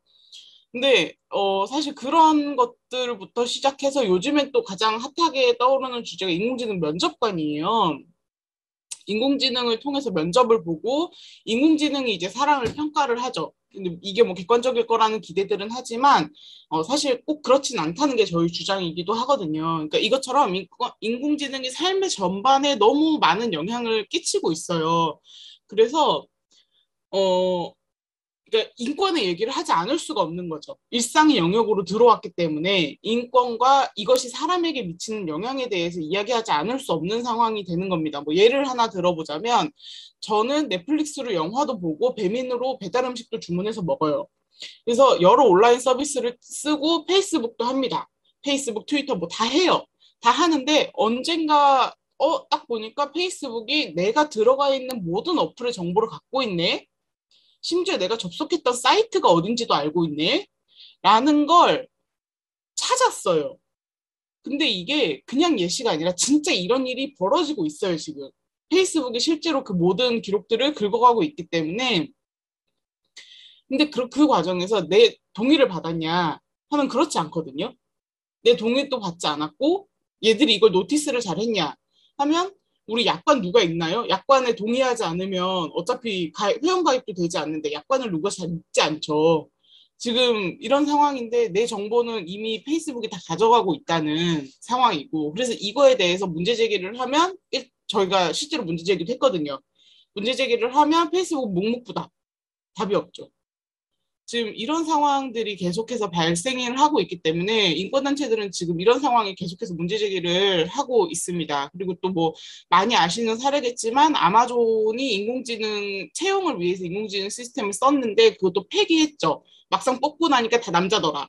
그래서 이게 인공지능이 남성을 좀 선호하는구나 라고 해서 인공지능 결국 폐기했고 그 외에 컴파스라는 그 재범률 측정 프로그램 같은 경우에는 백인보다 흑인이 재범률이 높다라고 판결할 확률이 매우 높고 그럼에도 그 시스템은 계속 사용되고 있는데 영국에서는 이제 우리나라로 치면 수능을 못 보게 되니까 알고리즘을 이용해서 학생들한테 학점을 부여했는데 그 결과가 가난한 지역의 학생들이 훨씬 더 낮은 점수를 받아서 이제 사회적으로 문제가 됐던 적도 있었죠. 이렇게 우리가 얘기하는 성차별, 인종차별, 노동권 침해, 빈부격차 이런 모든 차별들을 인공지능이 그대로 반영하고 있습니다. 근데 막상 인공지능이 어떻게 이런 결정에 이르게 됐는가를 설명할 수 있는 사람은 없어요. 이 판단의 근거가 뭐고 이 판단에 이르게 한 백데이터가 뭐고 이런 것들을 투명하게 공개를 할 수가 없는 거예요. 왜냐면 개발자도 처음에 개발은 했지만 얘네들이 어떤 학습 과정을 거쳐서 어떤 결과물을 내놓게 되는지에 대해서는 설명을 할 수 없기 때문이죠. 시간이 지남에 따라. 그래서 인공지능이랑 신기술은 이게 되게 굉장히 새로운 이슈고 이런 등장이 환영을 늘상 받고 있지만 사실 결코 사회적 이슈나 인권 문제로부터는 자유로울 수 없다는 것이 저희의 생각입니다. 그래서 사실 인공지능이 도대체 뭐가 문제냐, 인권적으로 뭐가 문제냐라고 하면 제가 앞서도 잠깐 설명을 드렸지만 사실 굉장히 많은 문제가 있습니다. 네, 굉장히 많은 문제가 있는데 제가 간략하게 몇 가지만 좀 짚어보려고 해요. 그러니까 사실 인공지능이 인권에 미치는 영향은 뭐 표현의 자유나 개인정보 보호 문제뿐만이 아니라 굉장히 많은 이슈들이 있는데 이것에 대해서는 유엔이나 유네스코 같이 국제단체들은 물론이고 EU나 캐나다, 미국 뭐 이런 많은 서구 국가에서도 이제 인공지능이 야기할 수 있는 문제점을 지적해 왔고 이것에 대한 해결책을 모색해야 된다라고 주장을 해 왔습니다. 뭐 앞서 발제자분 한지훈 선생님께서 말씀해 주셨는데 인공지능의 편향성 문제가 그 첫 번째라고 할 수 있는데요. 사전적 그 편향성이라는 게 한쪽으로 치우친 성질이잖아요. 그래서 이 사전적 의미 그대로 특정 그룹을 차별하거나 배제하는 경우를 이야기를 하는데 앞서 언급된 사례에서 알 수 있듯이 뭐 사람들은 이제 인공지능 기계가 내리는 결정은 굉장히 많은 데이터를 배경으로 하기 때문에 객관적인 기술일 것이다. 그래서 특히 인공지능 면접 같은 경우에는 뭐 면접관 아무개 씨가 지원자 A 씨와 지연이다, 학연이다. 뭐 이런 걸 배제할 수 있다. 그래서 더 공정하지 않겠냐라고 얘기하지만 사실 그렇지 않았던 거죠. 아마존의 케이스를 보면. 그리고 이제 실제로 우리가 아까도 얘기했지만 챗봇 이루다 같은 경우에는 또 성소수자나 흑인 등 사회적 소수자를 향한 혐오 발언을 반복했고 또 해외에서도 이런 일이 있었죠. MS사의 채팅봇 테이도 24시간 만에 인종차별 발언이 문제돼서 사회적인 이슈가 되었고 구글 포토는 흑인을 고릴라로 분류하는 사건이 있었다고 해요. 그러니까 이런 식의 딥러닝 방식이라는 것이 인공지능이 주어진 초기 정보뿐 아니라 이게 꾸준히 대화하면서 학습하게 되다 보니까 사람들의 편견과 차별, 혐오가 고스란히 드러나게 되는 문제가 발생하는 거죠. 그것이 특정 그룹에 대한 배제로 이어지는 것이라고 생각을 합니다. 그리고 이제 정보인권 활동가로서 이 얘기를 하지 않을 수 없어서 제가 또 이 얘기를 하게 되는데 개인정보 활용은 과연 어디까지 가능할 것인가 라는 얘기를 하지 않을 수 없습니다. 이제 문재인 대통령이 재작년인가 작년에 이제 이런 얘기를 했어요. 4차 산업혁명을 얘기하면서 데이터는 21세기 새로운 석유다 라는 얘기를 했어요. 근데 뭐 대통령뿐만이 아니라 참 많은 분들이 이 얘기를 하세요. 근데 과연 이게 새로운 석유가 될 수 있을까? 새로운 먹거리가 될 수 있을까? 하는 고민을 좀 진지하게 해볼 필요가 있지 않냐라는 얘기를 꼭 드리고 싶었고 사실 이제 이 인공지능 알고리즘이 됐든 빅데이터가 됐든 이런 신기술과 관련된 키워드는 항상 데이터와 연결이 돼요. 특히 이제 빅데이터와 연결이 되는데 이제 단순히 뭐 인터넷에 있는 글을 크롤링 한다거나 뭐 속기록 같은 걸 쓴다거나 하는 이런 차원이 아니라 이제 좀 새로운 상품을 개발하기 위해서 개인정보를 수집하는 경우가 많아지기 시작한 거죠. 사람들의 행동 패턴이 바뀌니까 모든 뭐 온라인으로 활용하는 쇼핑몰도 많아졌고 대부분 현금보다 신용카드를 사용하고 하면서 그런 개인 정보들이 쌓이다 보니까 요걸로 상품을 개발하면 좋겠다라는 기업들의 그 욕구가 드러난 것이죠.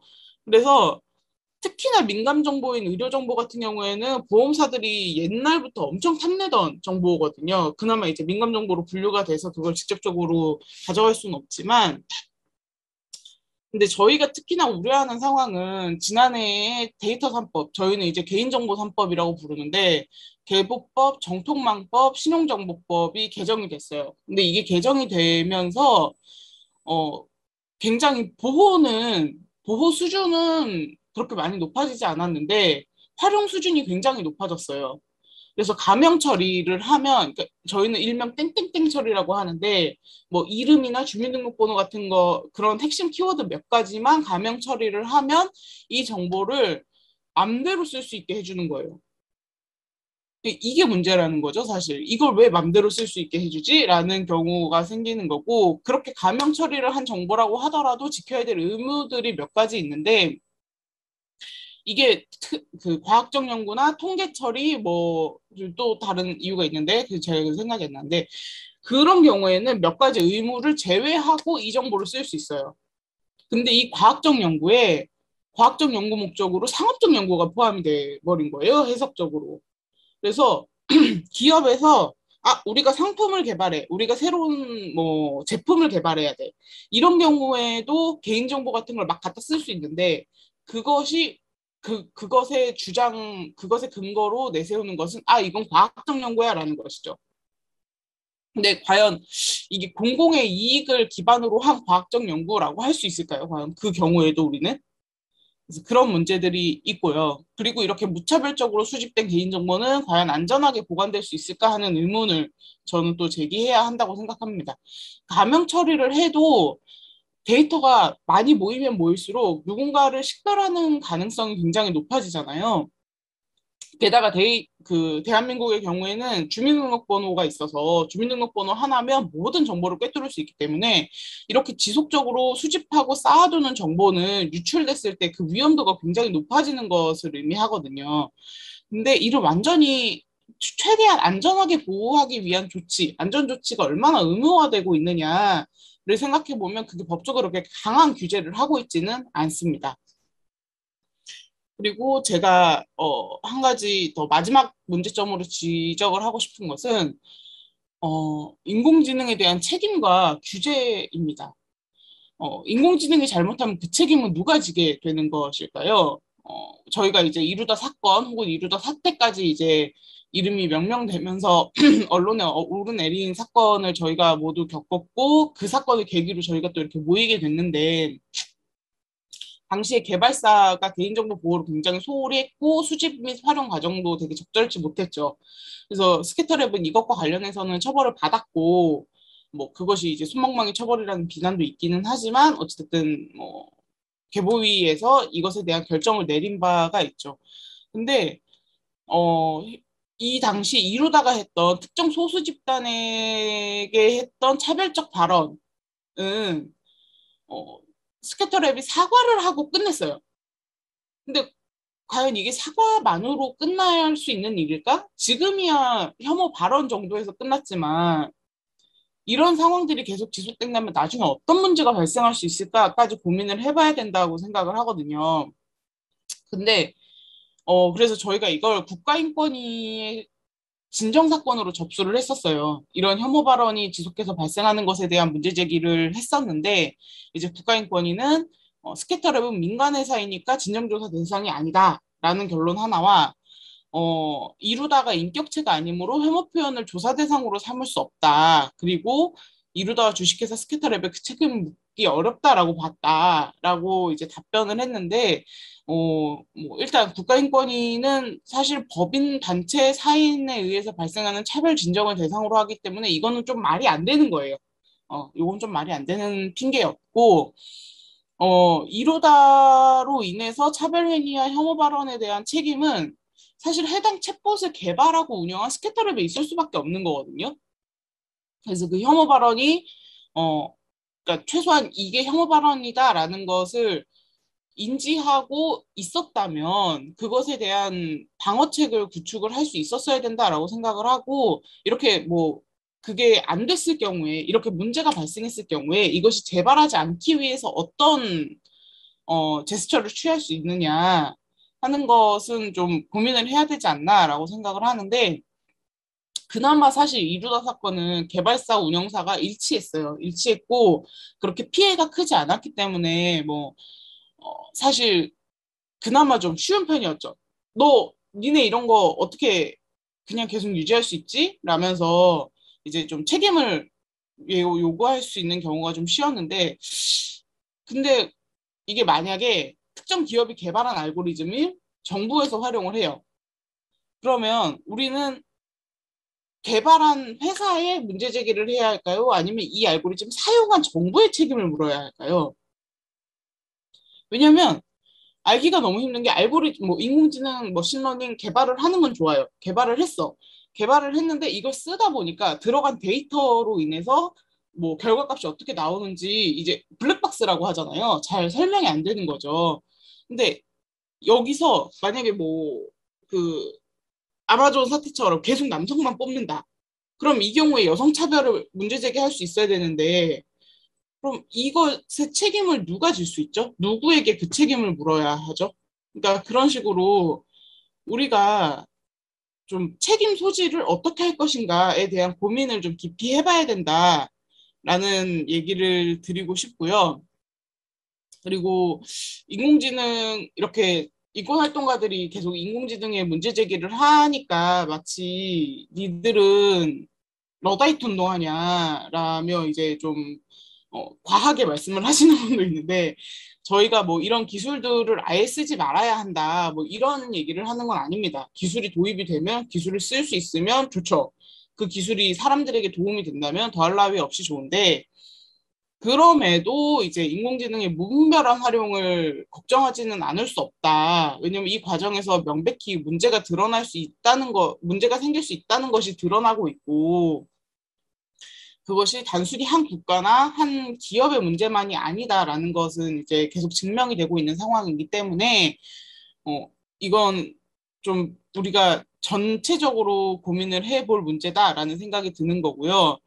그래서 시민단체에서 문제 제기도 많이 하고 이것에 대한 규제와 법규를 제정해 줄 것을 촉구하는 이제 기자회견도 하고 하는 등의 이제 얘기를 많이 했는데 사실 우리나라에서는 이게 잘 안 되는데 유럽 그러니까 특히 EU 같은 경우에는 이제 기술자들과 활동가들과 법 관련 전문가들과 뭐 이런 여러 사람들이 모여서 각 개별 스텝마다 어떤 규칙들을 지켜야 하느냐, 최소 이것들을 어떤 것들을 고민해야 하느냐에 대한 룰을 만들어 놓고 있거든요. 그래서 뭐 조달 과정에서는 어떻고, 개발 과정에서는 어떻고, 이걸 배포하는 과정에서는 어떻고, 또 이걸 사용하는 단계, 그리고 그 과정에서 데이터를 어떻게 처리할 것이며, 데이터를 어떤 식으로 관리할 수 있게 해야 되느냐 등등에 대한 이야기들을 많이 하고 있는데 그런 고민들이 좀 같이 돼야 할 텐데 지금 아까 조경숙님께서도 발제해 주셨지만 지금은 활동가 따로 이제 개발자 따로 또 유통업체 따로 이렇게 다 따로따로 존재하고 있기 때문에 이런 것들이 잘 안 되고 있는 것 같아서 이런 자리들이 좀 많이 마련이 돼야 되지 않을까 싶습니다. 그리고 마지막으로 이제 제가 이야기를 마무리할 텐데요. 사실 저는 지금 계속 말씀드리지만 인공지능이나 뭐 신기술의 기술 도입을 미뤄야 한다고 주장하는 것이 아닙니다. 그것이 아니라 그 누구도 신기술 도입 이유를 정확히 예측할 수는 없기 때문에 문제가 발생할 가능성이 있고 그리고 그것이 사회적 약자를 향해 더 심각하게 나타날 수 있는 상황이라면 우리 사회가 이에 대해서 논의하고 문제가 발생하지 않게 하거나 혹은 발생하더라도 최소한의 피해에 그칠 수 있도록 하고 그리고 또 구제책을 미리 마련해 두어야 발생할 수 있는 문제에 대처할 수 있는 상황이 되리라고 생각합니다. 유발 하라리가 21세기를 위한 21가지 제언의 책에서 이제 디지털 독재의 가능성에 대해서 얘기를 해요. 그래서 최소한의 이유조차 모른 채 알고리즘이 거절했음을 이유로 대출이 거절되고 알고리즘이 부적합하다고 결론 내렸음을 이유로 더 무거운 형벌을 받거나 불합리한 이자율을 감당할 수도 있는 사회가 될 수 있다는 거죠. 이렇게 알고리즘에 의해 개별화된 차별은 같은 문제 상황에 놓인 사람들과의 연대마저 힘들게 하고 끝내 사회적 연대를 무너뜨릴 수 있음을 경고하고 있습니다. 특히나 이제 여러 사회 문제를 해결하기 위해서 알고리즘이 만들어지고 또 그걸 기본으로 이제 정책을 만들기도 하지만 기본적으로 알고리즘은 말씀하셨듯이 수학 공식 같은 거잖아요. 근데 이 수치화된 사회적 문제를 봤을 때 과연 이것이 이 사회의 근본적인 문제를 해결할 수 있을까? 수치화한다는 것이 너무 현상을 납작하게 만들어서 그 근본을 보지 못하게 만드는 것은 아닌가라는 생각과 우려를 하지 않을 수 없습니다. 네, 미루쌤, 준비되신 그 시간이 많이 지나서요. 네네네네. 네, 빠르게 마무리해 주시고 나머지 내용들은 같이 종합 토론 시간에 이야기 나눠봤으면 좋겠습니다. 네, 알겠습니다. 네. 딱 한마디만 더 드릴게요. 데이터 저널리스트 이제 메러디스 브루서드의 책 이제 페미니즘 인공지능에서는 테크놀로지는 공공의 이익이 되어야 한다라고 적고 있는데 사실 기술이 사회에 미칠 영향에 대한 고민이 없이 기술이 단순히 기술로서만 존재할 때 사회적 합의는 무시되고 인류가 지금까지 지켜온 인권의 토대도 위태로워질 것이라는 우려를 표하며 제 발제를 마치도록 하겠습니다. 감사합니다. 네, 선생님 말씀 재밌게 잘 들었습니다. 네, 여기까지 네 분 선생님의 발표 모두 들어봤는데요. 학계 그리고 업계, 시민운동계라는 다양한 현장의 목소리를 모아서 들음으로써 AI에 관한 고민을 구체적이고 입체적인 방식으로 나눌 수 있었던 것 같습니다. 이어서 종합토론 같이 해보면은 좋겠습니다. 저희가 그 발표자들 간에서도 질문을 해주셔도 좋고, 지금 이걸 듣고 계시는 참가자분들께서도 질문을 해주시면 좋겠는데요. 참석하신 분들 누구나 질문을 해주실 수 있으니까 질문 있으신 경우에는 줌 채팅창에다가 적어주시면 되겠습니다. 그러면은 다른 분들께서 질문해 주시기를 기다리면서 토론자 분들께서도 다른 선생님들과 함께 이야기를 들으시면서 다른 분야에서는 어떤 방식으로 AI에 대한 고민들이 이루어지고 있는지 들어보시는 시간이 되었을 것 같아요. 그래서 궁금했던 점이 있으시다면은 한번 뭐 특정한 선생님께 질문을 드려도 되고 아니면 전체 질문을 던지셔도 좋습니다. 이야기를 나눠봤으면 좋겠습니다. 마이크 켜고서 자유롭게 이야기를 해주세요. 네, 혹시 제가 먼저 좀 얘기를 시작해도 될까요? 네. 네네네. 다른 선생님들과 청중분들이 좀 생각을 정리하실 시간에, 저는 사실 뭐 질문이라기보다는 제가 사실 그 앞에서, 제가 발표한 내용 자체가 오늘 이 자리처럼, 그리고 중간중간 뭐 미루 선생님도 그렇고, 이렇게 여러분들도 언급해 주셨지만, 이렇게 다양한, 앞으로 더 다양해지면 더 좋겠지만요. 하여튼, 뭐 학계와 뭐 산업계와 어떤 그런 뭐 어떤 시민 운동계 뭐 이렇게 다양한 현장에 계신 분들이 이렇게 서로 뭔가 소통을 하려고 한다는 거 자체가 네, 굉장히 의미가 있어서 저도 이 자리에 있게 돼서 아주 기쁘고요. 그러니까 저는 사실은 오늘은 이렇게 들으면서 다른 발표자 선생님들의 논의에 뭐 거의 그러니까 뭐 무슨 반박이나 뭐 그렇다기보다는 되게 동의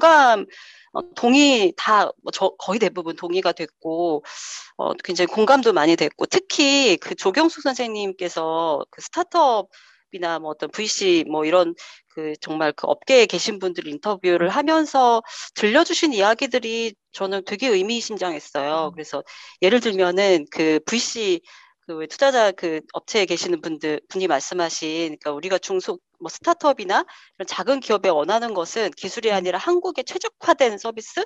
저는 이 표현이, 뭐랄까, 되게, 그러니까 말은 되게 한국의 최적화 이래서 굉장히 뭔가 되게 긍정적이긴 한데, 어떤 의미에서는 이루다 같은 업체가, 어, 그러니까, 어떻게 표현해야지? 그러니까 약간, 살신성에는 또 좀 아닌 것 같지만, 그러니까 뭔가 이렇게 큰 기업에서 먼저 뭔가를 크게 막 이렇게 터뜨리기보다는 이렇게 작은 업체들이 일을 이렇게 내고, 그러니까 왜 말씀하셨잖아요. 그 중간에 한지훈 선생님도 그렇고 실제로 나와 봐야 이게 어떤 문제인지 안다. 근데 그 문제를 최대한 작은 규모에서 터뜨려주는 역할을 하는 것 같아요. 그래서 그거를 보면서 약간은 제가 조금 이렇게 좀 비꼬아 얘기하자면, 뒤에서 큰 기업들은 저런 문제가 있구나. 우리 만들 때 저런 거 조심해야 되겠구나. 약간 뭔가 그거를 안전하게 만들어주는, 오히려 그 빅테크 업계나 뭐 우리나라 대기업이나 이런, 그러니까 아까 저는 IT 업계도 되게 계층화되어 있는 그 문제를 지적해 주는 게 너무 좋았거든요. 그래서 오히려 이런 작은 업체, 뭐 스타트업이라고 하는 그런 업체들이 이런 식으로 하여튼 소비되는 측면도 있겠다라는 네, 그런 문제의식, 저도 굉장히 동의를 했습니다. 사실은 저 최근에 얘기 나눴지만 한번 그 불법 성폭력 영상을 추적해주는 AI 있잖아요. 그거에 네네네네. 대해서 좀 여러 가지 생각이 들더라고요.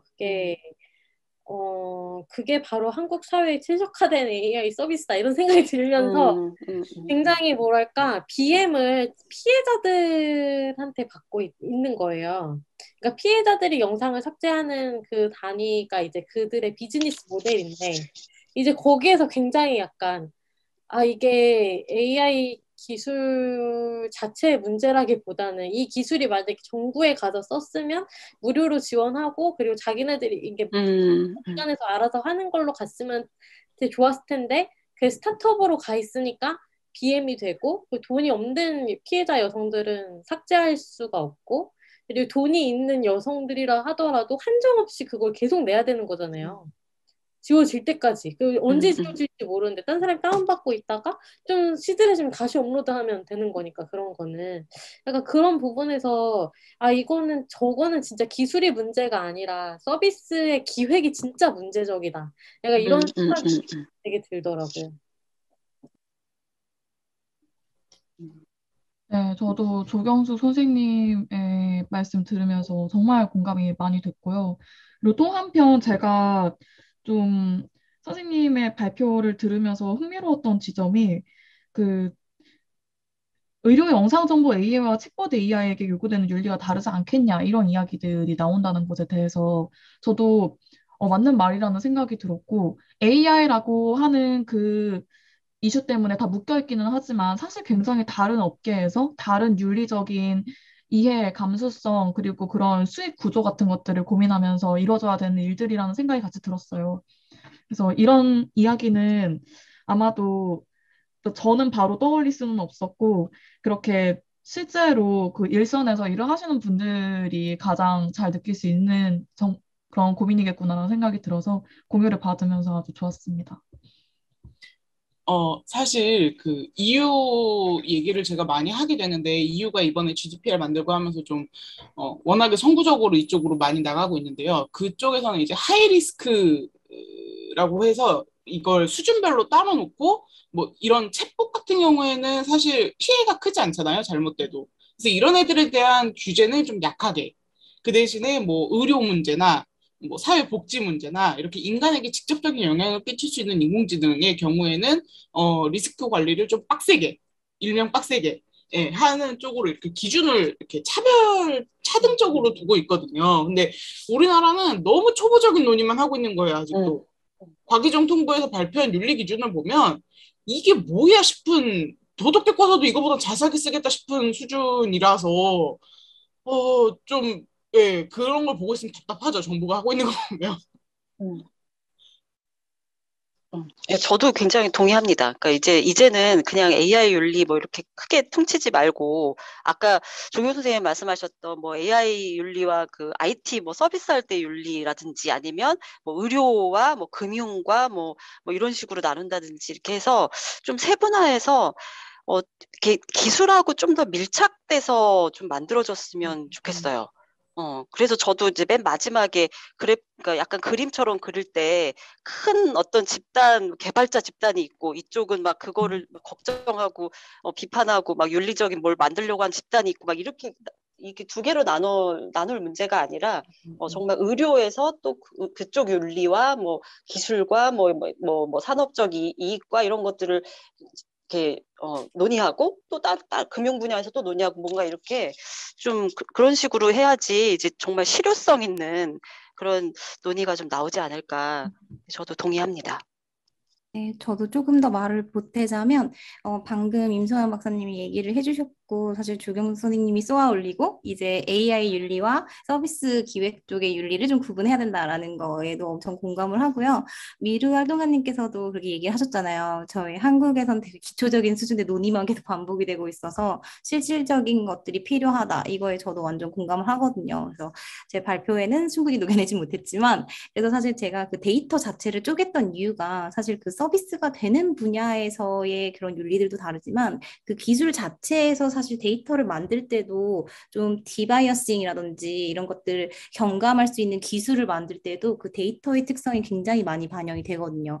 사실은 뭐 그러니까 바이어스뿐만 아니라 뭐 개인정보라고 했을 때도 사실 텍스트에 드러날 수 있는 개인정보들의 유형은 뭐 개인의 이름, 뭐 사는 곳, 뭐 그런 계좌 정보나 금융 정보 이런 것들도 포함이 될 거고, 뭐 그 사람의 이력들 이런 게 나올 수가 있고요. 사실은 이미지로 넘어가거나 영상으로 넘어가면 그 사람의 모습, 이 초상권에 대한 것들이 사실 이슈가 되잖아요.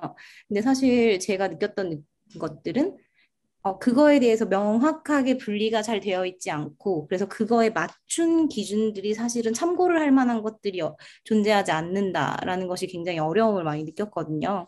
그래서 사실은 이렇게 또 저희가 네 가지 분야를 좀 조사해서 만날 수 있는 사람들끼리 이제 모였고, 이런 다양한 주체들이 모여서 토론을 하면서 시작이 되어서 참 좋다라는 생각을 했고,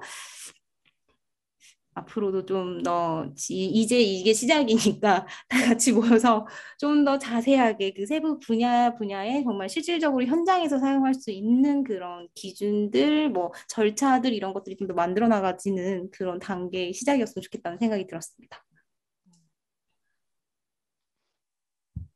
좀 그리고 마무리 발언이 돼야. 그리고 사실은 한 군데가 빠졌는데 공공이 빠졌잖아요, 저희. 아, 그러네. 정부에서 네, 그죠. 아마 한 분이 오셨어야. 보고 계시는 분들 중에는 공공이 있으실 수도 있겠죠? 그래서 저는 다음번에는 공공에서도 꼭 패널로 참여를 해주시면, 그래서 공공정책을 만드는 거나 이런 거에 있어서 어떻게 현장의 다양한 관점들이 좀 이렇게 담길 수 있을지 이런 것들 같이 고민할 수 있었으면 좋을 것 같다는 생각을 해보았습니다. 너무너무 공감합니다. 혹시 참석자분들 중에서 공공에 계신 분들 계신다면은 들어주세요. 네, 손만 잠깐 들어주시면. 네, 남은 수 있는 이야기들을 같이 나눠주시면 정말 좋을 것 같습니다.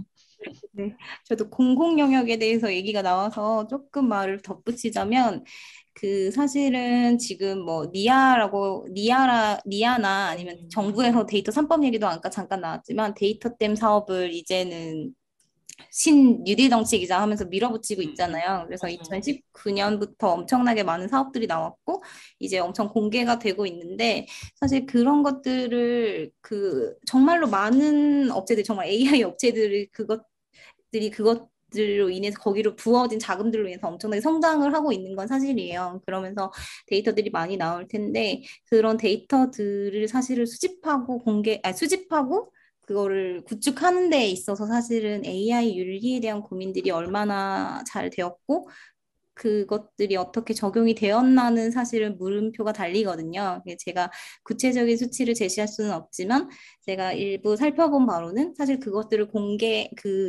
보통은 정부에서 이렇게 사업을 내보내면 제안 요청서를 내보내는데 그 제안 요청서들에 사실은 이런 부분에 대한 그런 제약 조건이나 이런 것들이 잘 명시가 되어 있지 않더라고요. 그럼 사실 그런 부분에 대해서는 대비가 되어 있지 않은 데이터들이 지금 만들어지고 있고 그게 또 공개가 될 예정인데 그런 부분에서도 조금만 신경을 쓰고 사실 이건 제도적으로 좀 마련이 되어야 될 것 같다라는 생각이 좀 들긴 합니다. 네.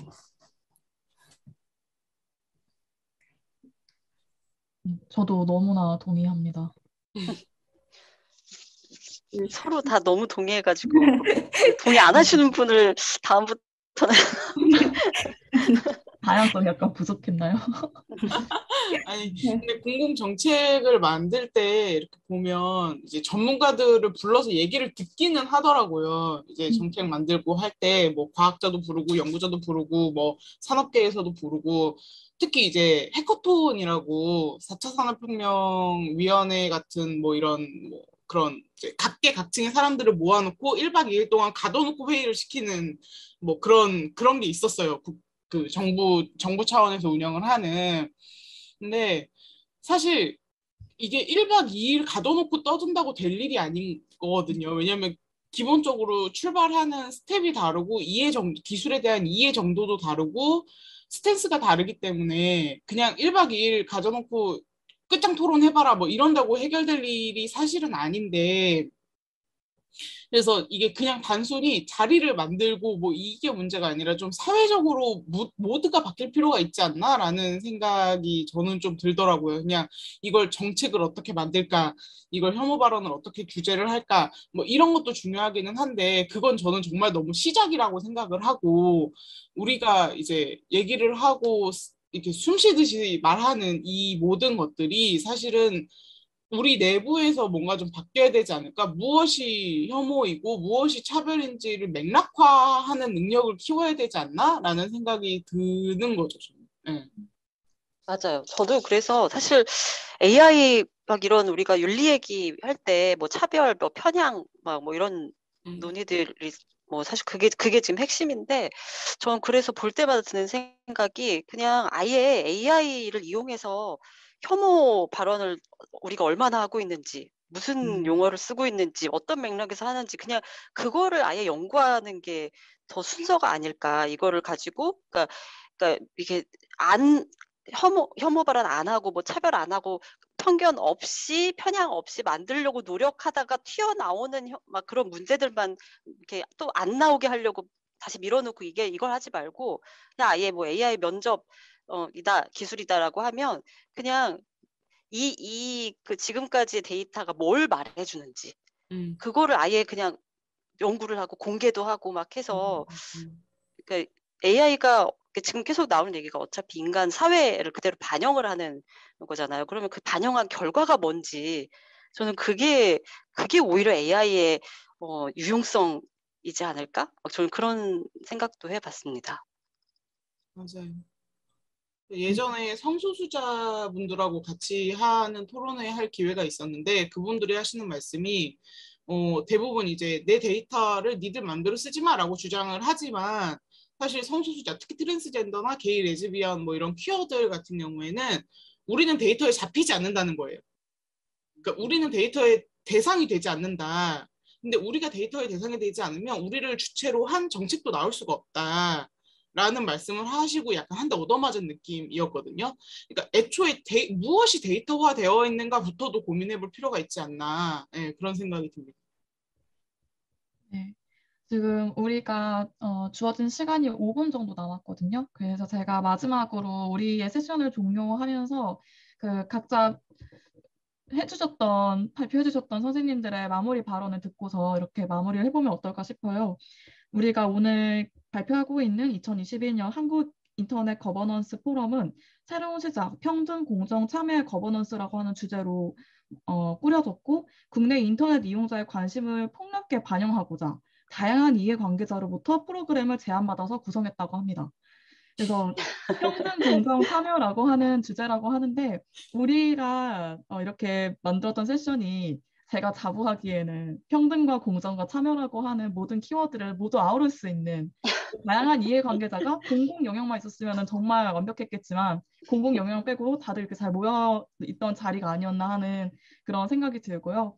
오늘 함께 같이 이렇게 포럼을 꾸릴 수 있어서 너무 기뻤습니다. 마지막으로 선생님들께 한 분당 1분 정도씩만 마무리 이야기를 듣고서 마치도록 하겠습니다. 그러면은 우리 발표했던 순서대로 임선 선생님부터 말씀을 부탁드려볼게요. 네. 저는 사실 뭐 토론 시간에 너무 말을 제가 많이 해가지고 따로 이렇게 정리를 하기보다는 그냥 갑자기 생각나는 어떤 일화가 하나 있는데 저한테 그러니까 이 AI 윤리 관련한 막 그런 연구 논문을 쓰고 있는 그 학생이 연락을 한 적이 있어요. 그래서 굉장히 AI 막 개발자들의 이야기도 듣고 막 하면서 이제 거의 오늘 저희가 얘기했던 거랑 되게 유사한 그런 그 어떤 논의를 담고 있는 논문을 쓰는 학생이었는데 그 학생이 되게 진로 걱정을 많이 하더라고요. 저희가 인터뷰와 인터뷰로 만났는데 나중에는 그럼 이걸로 취업을 할 수 있을까? 그러니까 예를 들면 네이버에서 그렇게 인공지능 개발을 한다고 하면 인공지능 윤리 연구를 이렇게 열심히 하는 학생들을 인재니까 데려다 써야 되는데 과연 그런 일이 지금 일어나고 있는가? 저는 그 학생의 그 약간 불안정한 미래에 대한 이야기를 들으면서 네, 다시 한번 우리 얼마나 AI 개발 현장에 이런 오늘의 이런 문제의식을 가진 사람들이 같이 일하고 있는가 네, 그 질문을 던지면서 이제 마무리하겠습니다. 감사합니다. 네. 저 네. 같은 경우에는 정말 그 임소연 박사님이 우리 사회에서 이제 AI에 대한 담론이 어떤 흐름대로 이렇게 돼서 문제가 던져졌다라고 말씀해 주신 것도 너무 한번 정리가 되어서 좋았고요. 그리고 또 조경숙 님이 또 스타트업 현장 이야기를 너무 생생하게 잘 들려주신 것도 너무 잘 들었습니다. 그래서 제 안에서 느끼고 있었던 문제들이 조금 정리되는 계기가 된 것 같아요. 그리고 또 미루님이 이렇게 뜨겁게 얘기를 해주셨는데 또 여기 소개해 주셨듯이 여기에 인터넷에 있는 언어 자원들을 우리가 또 사용을 하면 그렇게 해서 만든 AI는 인터넷 이용자들의 언어 현실을 그대로 반영을 해주잖아요. 그러니까 미루님이 말씀하신 대로 저희 인터넷 이용자들의 의식들이 아예 좀 개선이 되어야 되지 않나 이런 것들에 대해서 좀 더 노력을 많이 해야 되는데 어떤 방향으로 갈 것인가에 대한 고민이 좀 필요할 것 같다 이런 생각들을 많이 했고요. 저도 그 책임의 문제에 대해서는 사실 저도 데이터를 만들고 AI를 개발하는 쪽이기 때문에 어떻게 하면 좋을지에 대해서는 좀 더 깊이 고민을 계속 해보도록 하겠습니다. 예, 이런 자리에 참여석하게 해주셔서 정말 감사드립니다. 네. 조경수 쌤, 우리 시간이 정말 많지 않아서 정말 짧게 말씀해 주셔야 될 것 같아요. 네. 어째 오늘 무엇보다 패널들이 다 여성으로 이루어진 인공지능 AI 관련 포럼이 처음이었다라는 사실에 네, 자부심을 느끼고 앞으로도 좀 더 많은 이런 자리가 만들어졌으면 좋겠습니다. 네. 마지막으로 미루 쌤. 네, 저는 아까 말을 너무 많이 해가지고 뭐 크게 더 드릴 말씀은 없고 오늘 뭐 여러 선생님들 이야기 들을 수 있어서 너무 좋았고 그리고 이 코로나 거리두기가 빨리 좀 완화돼서 저희가 또 만나서 좋은 자리에서 더 많은 이야기 나눌 수 있었으면 좋겠습니다. 감사합니다. 네, 여러분 오랜 시간 동안 같이 발표해주신 선생님들 그리고 들어주신 참석자 여러분께 감사 인사를 드리면서 이번 세션 그러면 마무리를 하도록 하겠습니다. 감사합니다. 감사합니다. 수고하셨습니다. 고생 많으셨습니다. 설문조사가 있다고 하세요. 지금 채팅창 보시면은 사무국에서 포럼에 참여해주셔서 감사드립니다. 설문조사 참여 부탁드린다고 하시면서 여기에 폼 하나 보내주셨거든요. 나가시기 전에 이거 작성해 주시고 가면은 좋을 것 같습니다. 그러면은 여기서 마무리하도록 하겠습니다. 감사합니다. 네, 감사합니다.